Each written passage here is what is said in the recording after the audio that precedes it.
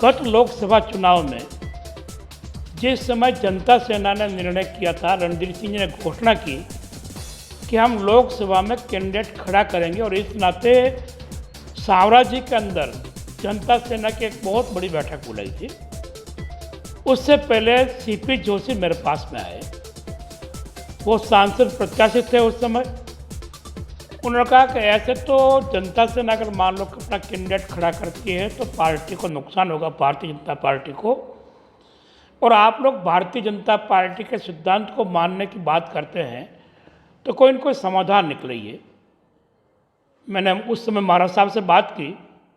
और यह निर्णय रहा कि हमारा विरोध प्रदेश के अंदर विधानसभा चुनाव तक ही रखें,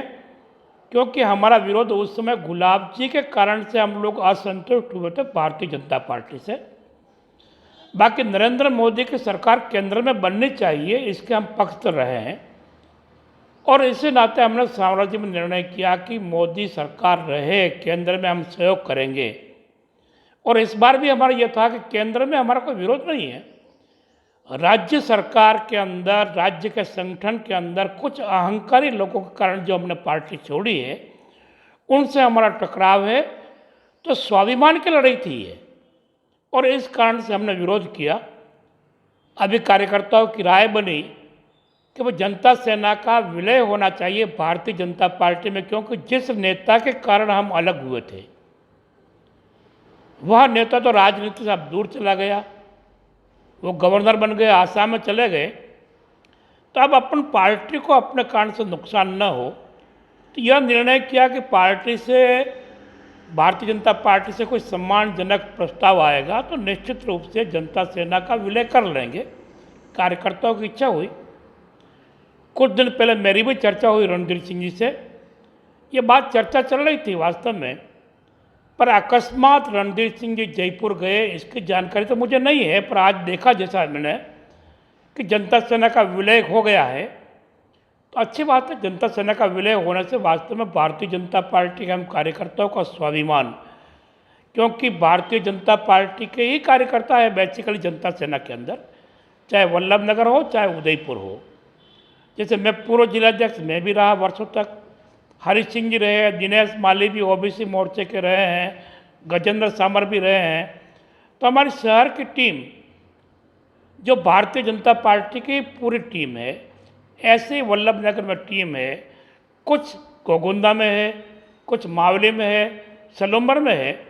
तो भारतीय जनता पार्टी के कार्यकर्ता ही है। तो इसलिए रणधीर सिंह जी ने किस आधार से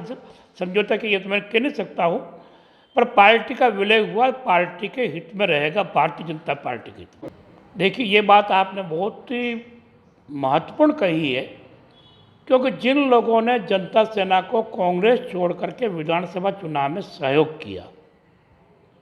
उनका बहुत बड़ा योगदान रहा। उन्होंने पार्टी को मजबूत करने के लिए, रणधीर सिंह जी को जिताने के लिए जी जान लगा दी, नो डाउट। अब उनसे रणधीर सिंह जी की कोई चर्चा हुई होगी मुझे पता नहीं, अगर नहीं हुई है तो उनके लिए एक दुविधा की स्थिति आई है कि वो जनता सेना में रहे, वो संभव है नहीं। कांग्रेस में जाने में उनके लिए दिक्कत है,